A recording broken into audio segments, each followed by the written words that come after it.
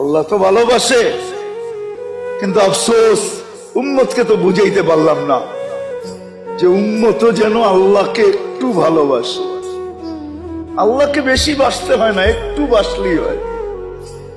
একটু একটু একটু ভালোবাসলেই হয়। প্রমাণ তাহলে এই হাদিস কেন আসতো?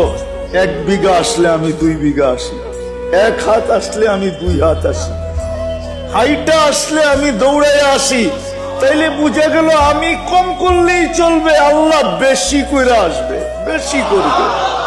আমার থেকে বেশি চান না, আমার থেকে তো 1 বিঘাই চান, আমার থেকে তো 1 হাতেই চান, আমার থেকে তো হাইটা আসাই চান। আল্লাহ দৌড়ে আসবে।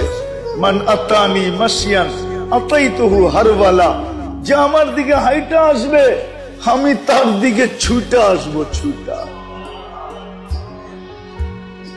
হায় উম্মত যদি আল্লাহকে একটু ভালোবাসত, এই উম্মত যদি আল্লাহকে একটু ভালোবাসত, একটু বেশি ভালোবাসার দরকার ছিল না।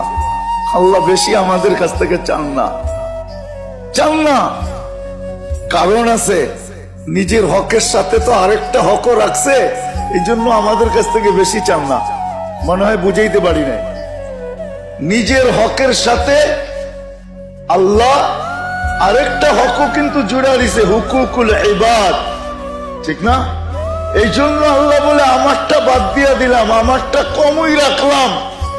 হুকুকুল ইবাদ আছে, ওটাই বেশি কর, আমারটা কম রাখলাম।